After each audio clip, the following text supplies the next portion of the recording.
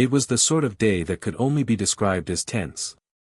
The courtroom was filled to capacity, the air thick with anticipation as Pam Bondi, Florida's former Attorney General, stood before the judge. Her reputation preceded her, strong-willed, ambitious, and fiercely loyal to her beliefs. Today, however, her demeanor was far from the calculated, political powerhouse everyone had come to expect. The case she was involved in was a complex one, tied to a high-profile investigation. Legal minds from both sides were in the midst of a heated exchange. But then, in the midst of it all, something strange happened. Something that, at first, seemed so trivial that no one gave it a second thought. Bondi, with her usual poise, adjusted her papers on the desk in front of her. But as she did, her hand moved under the table, slowly, deliberately. To the untrained eye, it seemed like an ordinary gesture. But for those who were watching closely, something about the movement didn't sit right. As her hand remained beneath the table, her gaze flickered to a side, her eyes narrowing slightly as if acknowledging something only she understood.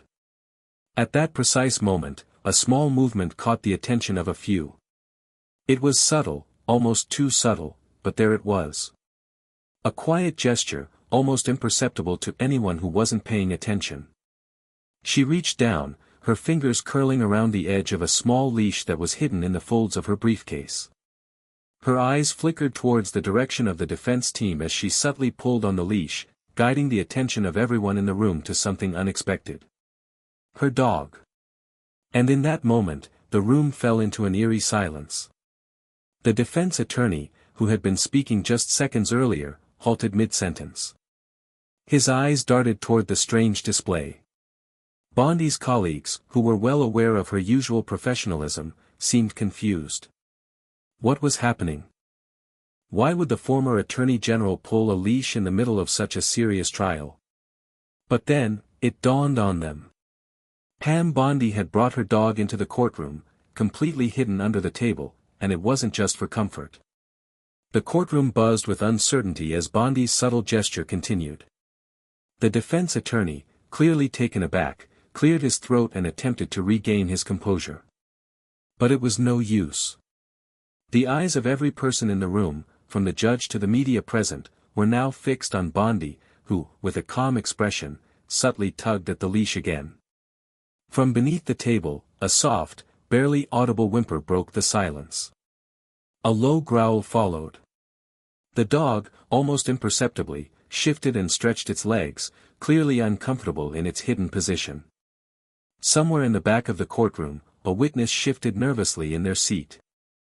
The judge, who had been known for his stern disposition, shifted his gaze downward, as if trying to make sense of what was happening. "Ms. Bondi," the judge finally spoke, his voice measured but tinged with confusion, "would you care to explain what's going on under the table?" Bondi didn't flinch. She looked up at the judge with a practiced smile, her demeanor still composed, almost too composed.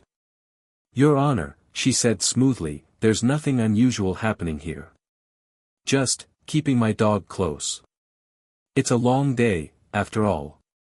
A murmur of disbelief swept through the courtroom. Pam Bondi had always been the picture of professionalism, always strategic, always in control. Yet here she was, making what appeared to be a secret, highly unorthodox gesture in a highly public setting. The judge, still not quite buying her explanation, raised an eyebrow. "A dog, Ms. Bondi? In this courtroom?" Bondi simply nodded, her smile never fading. "Yes, Your Honor. I find that having a comfort animal helps me think clearer." "Surely that's not a problem." The room held its collective breath. The judge paused, as if considering the implications of this strange request. And then, in a move that shocked everyone present, he nodded slowly.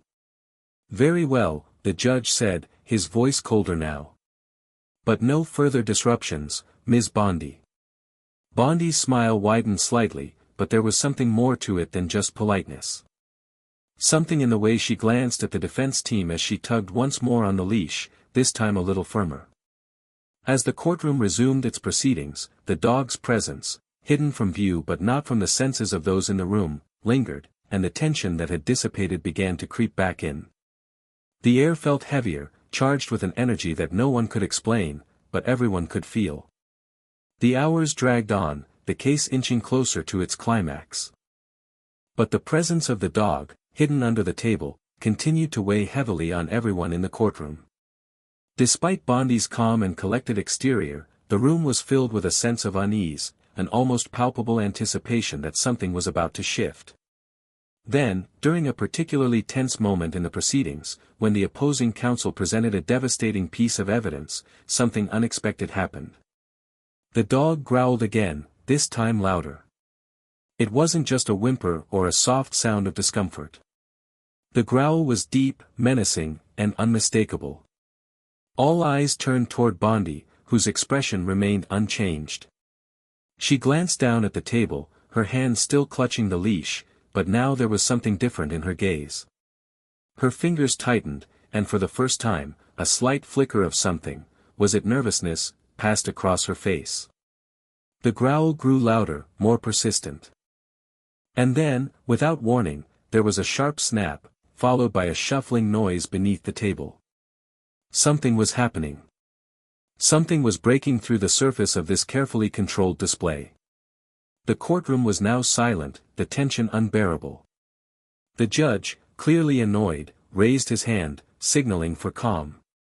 "Ms. Bondi, this is highly inappropriate," he said, his voice sharp. "Either you remove that dog immediately or I will have the court cleared." Bondi's lips parted as if she were about to speak, but before she could respond, a low bark echoed from beneath the table, cutting her off. The sound was enough to send a shiver down the spine of everyone present. In a flash, Bondi stood up. Her chair scraped loudly across the floor, and in that moment, the unexpected occurred. She reached down and, in one swift movement, pulled a large, dark figure from under the table. The dog wasn't just any dog, it was a massive, imposing creature, its fur black as night, its eyes glowing unnaturally bright. The room collectively gasped as it stood up on its hind legs, towering over the courtroom as if it were an animal straight from a nightmare. Pam Bondi held the leash firmly, her posture rigid, as if this was exactly what she had planned all along. The creature, a ferocious mix of animal and something more, stood by her side, its growls reverberating through the walls. The judge, speechless for the first time, looked at Bondi with a mix of confusion and disbelief. "What is the meaning of this, Ms. Bondi?" he demanded, his voice shaky. Bondi's eyes were cold now, devoid of the previous calm. "You've underestimated me, Your Honor," she said in a low, almost menacing tone. "And you've underestimated my companion." The courtroom was now in chaos, with murmurs rising to a crescendo as people scrambled to make sense of what had just happened. This wasn't just a comfort animal. It was something much darker. The creature, standing tall beside Pam Bondi, continued to growl, its eyes locked on the judge, the defense attorney, and anyone else who dared to make eye contact. The air in the courtroom had thickened, the oppressive energy so heavy that it felt like it was pressing in on everyone. The judge stumbled backward, his hand reaching for his gavel as if it could restore order, but it was clear that nothing would return things to normal. The creature didn't move. Its eyes flickered with an unsettling intelligence, and every hair on its body seemed to pulse with tension. A low hum, almost like a growl, came from the depths of the courtroom. The strange sensation in the room intensified. Bondi didn't budge, her hand steady on the leash, even though the situation seemed to be spinning out of control. She stood there as if everything was exactly how it was meant to be. The defense attorney, whose face had gone pale, turned to the judge, his voice trembling. "This is a disgrace. You have to do something. This is not acceptable," he shouted, but his words barely made a dent in the atmosphere. It was as if the courtroom had been swallowed up by something far darker than any legal dispute. "Ms. Bondi," the judge finally spoke, his voice wavering. "You've crossed a line. This is not just inappropriate, it's dangerous. I demand an explanation now." Bondi slowly stepped forward, her face devoid of emotion. "You're asking for an explanation, Your Honor," but I think you already know. You just don't want to admit it. She gestured to the creature, which was still standing with an almost unnatural stillness beside her. The eyes of everyone in the courtroom were fixed on it, but none dared approach. "What do you want, Ms. Bondi?" the judge asked, his voice barely above a whisper. Bondi's lips curled into a cold smile. "What I want is simple. I want you to understand the power I hold here, the power you've all ignored. This creature," she said, gesturing to the beast, "is not just a dog. It's a symbol. A warning. You see, I've spent years, building up an empire of influence. But power like mine doesn't come without sacrifices." The courtroom gasped, and the defense attorney, who had been trying to recover his composure, took a step back. "Sacrifices? What are you talking about?" Bondi's eyes glinted with something sinister. "I've made deals with forces beyond your comprehension. This creature was not born in a kennel, and neither were the other things I've summoned to ensure my success. Your Honor, I've played a role in every corner of this system, and now, I've come to claim what's mine." She glanced over at the defense team, whose faces had gone ashen. "You didn't think I would let a small thing like a court case derail my plans, did you?" The creature beside her let out a deep, rumbling growl, as if in agreement with her words.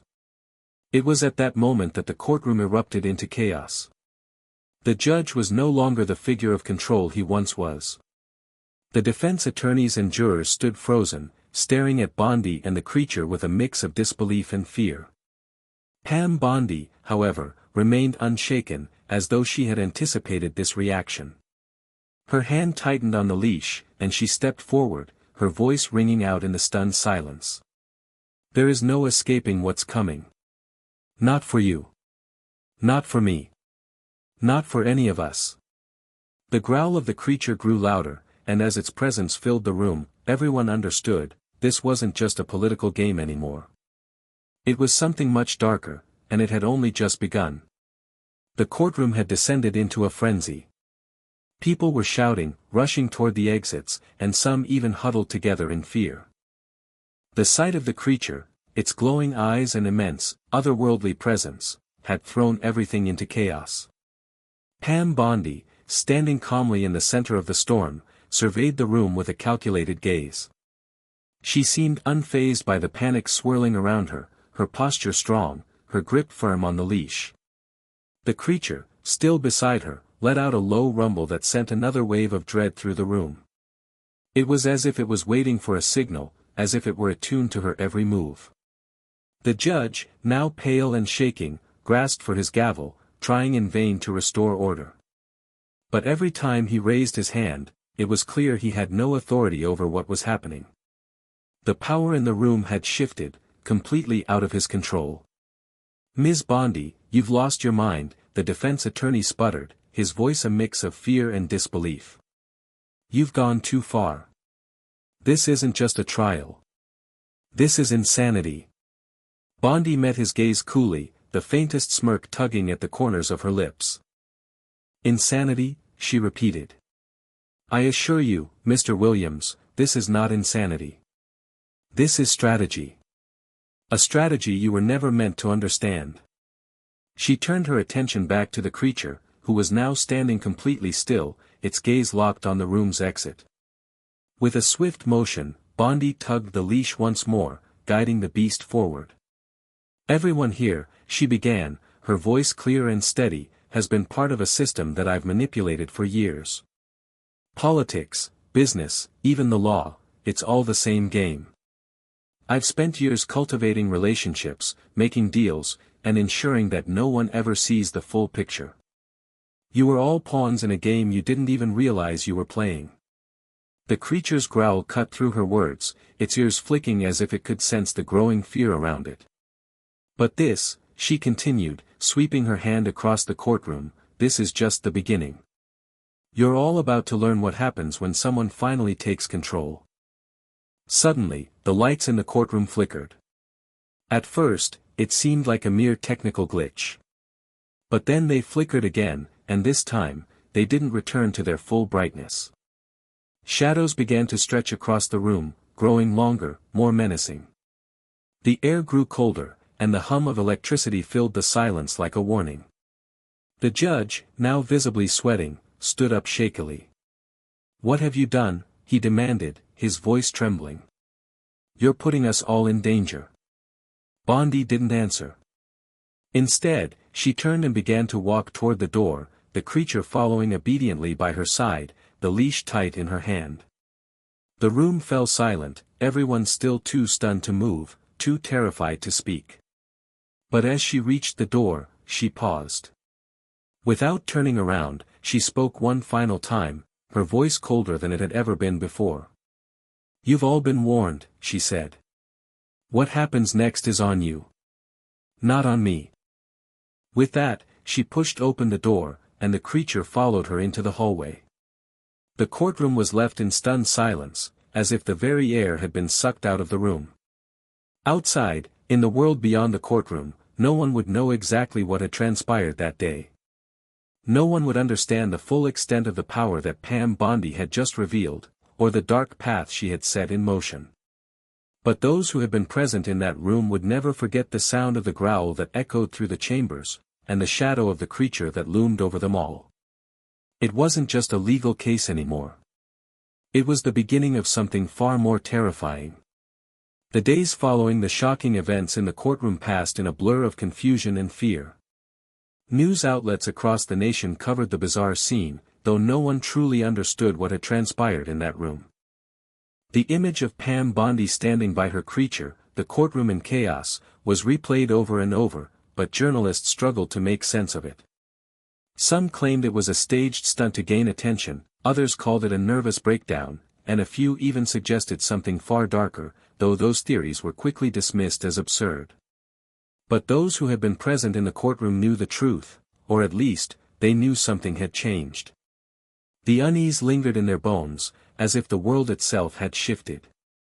Pam Bondi was no longer just a former attorney general.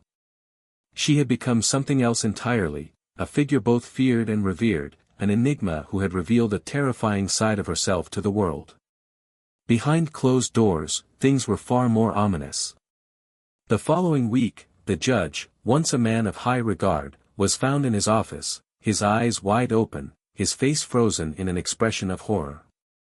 There were no signs of violence, but the look on his face spoke volumes.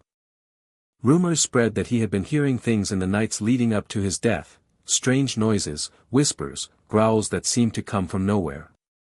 Some claimed it was his conscience catching up to him. Others said it was the creature that had stalked the courtroom, waiting for its next victim. The defense team, too, seemed to crumble. The lead attorney, who had been one of the loudest voices against Bondi's actions, vanished. His colleagues claimed he had grown paranoid in the days after the trial, locking himself in his office, speaking of shadowy figures following him. His disappearance was swift and unexplained, leaving only a single note on his desk: "They know. It's too late." No one was quite sure what had happened to him, but one thing was clear: the people who had challenged Bondi in that courtroom had all been swept up in a dark tide. And as for Pam Bondi herself, she disappeared. Not in the sense of running away or going into hiding, but in the way that someone vanishes when they no longer exist in the same world as everyone else. She was seen occasionally, but only in passing, and always in the most unsettling of circumstances. There were whispers of meetings, secret gatherings with powerful, shadowy figures, some of whom were said to have connections to the underworld, to forces that defied explanation. People began to wonder, was she truly just a political figure, or had she become something far more dangerous? Had the creature from the courtroom been a symbol of something far greater, something ancient and incomprehensible? And then, there was the final report, buried deep within a local newspaper, almost forgotten amidst the madness of the aftermath. It came from a source close to Bondi, who claimed to have witnessed a chilling conversation between her and the creature, a conversation in which she had referred to it not just as a companion, but as a partner. The source, who had disappeared not long after speaking out, described how Bondi had said, "Everything has been set in motion.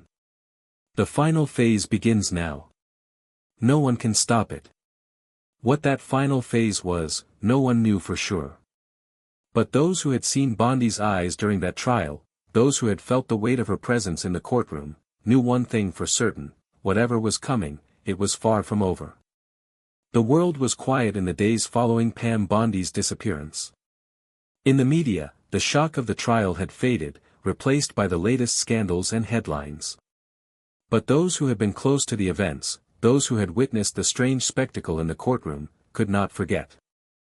They had seen something that had shaken them to the core, and that terror refused to leave them. Across the country, rumors began to spread, whispers of strange occurrences, of people going missing, of shadowy figures seen in the peripheral vision of night. Some claimed they had seen Bondi herself, or at least someone who looked like her, standing in the shadows of power structures, political backrooms, corporate boardrooms, even secret meetings in obscure locations. But no one could confirm anything. It was all speculation, and every lead seemed to lead to a dead end. But one thing was undeniable: the air had changed. People who had known Bondi before the trial started to report strange occurrences around her name. Her old colleagues in politics, those who once trusted her, began to grow uneasy. They started receiving cryptic messages: a phone call here, a brief encounter there. The warnings were subtle, but the message was always the same: she's still out there. And then, the reports began to surface. Police in small towns across the country started reporting incidents that didn't make sense. Animal mutilations, strange markings on walls, and eerie, unexplained disappearances. Some towns were more affected than others, places with the most prominent political figures, those with connections to Bondi's former network.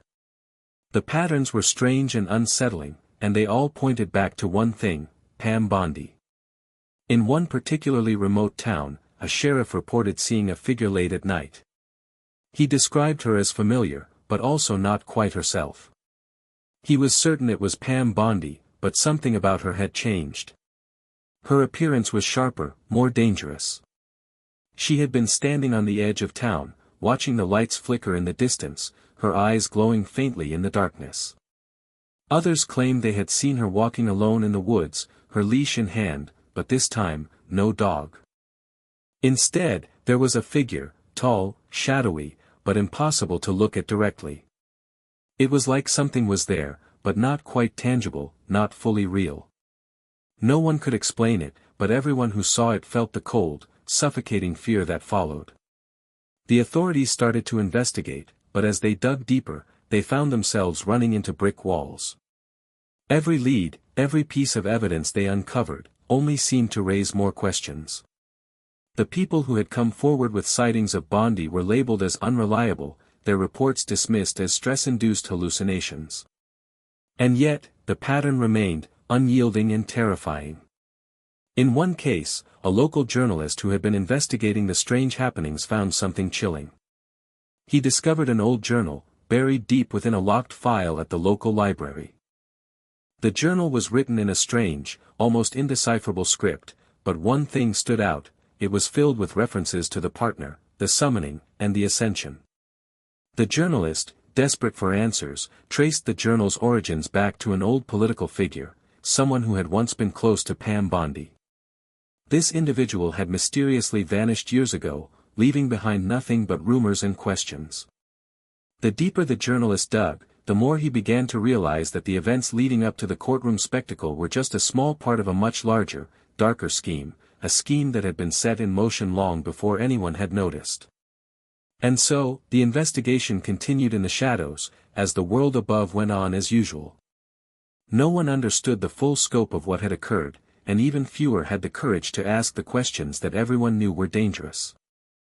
But for those who had witnessed the trial, for those who had seen the creature, the truth was undeniable: the game was far from over. Pam Bondi's influence had not just been political. It was something far deeper, something that had tied her to forces beyond the grasp of ordinary people. The creature that had appeared in the courtroom was only the beginning. The truth, as it turned out, was far darker than anyone could have imagined. The investigations, the whispers, the strange disappearances, it all pointed toward one chilling conclusion. Pam Bondi had not merely been a political figure playing the game of power. She had been the orchestrator of something much more insidious, something beyond human comprehension. The journalist who had been digging into her past, along with a small group of conspiracy theorists and disillusioned political insiders, had finally uncovered something that made even the bravest of them recoil in terror.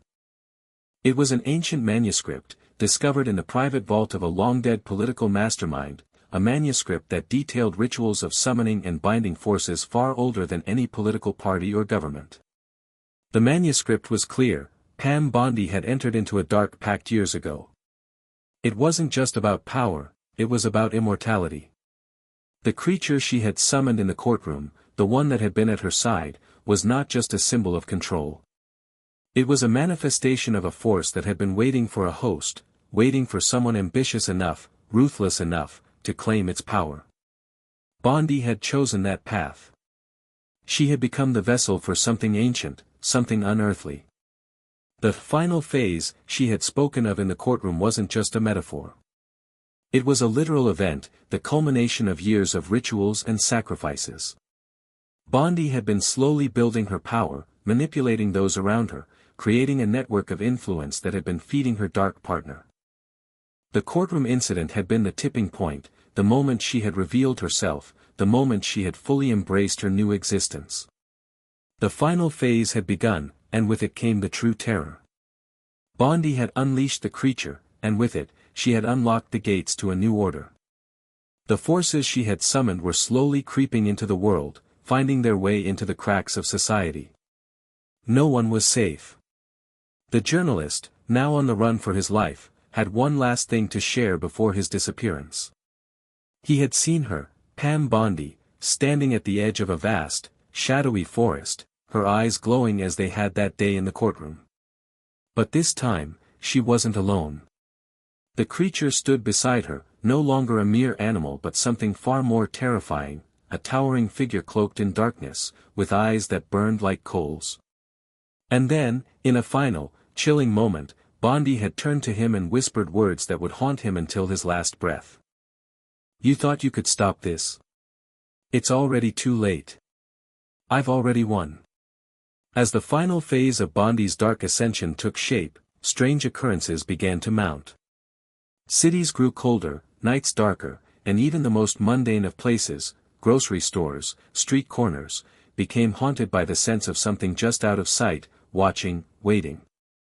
But there was no one who could stand against her now. No one who could challenge the unearthly power she had gained. The political networks that had once supported her. They were puppets in her hands, easily discarded when they became liabilities.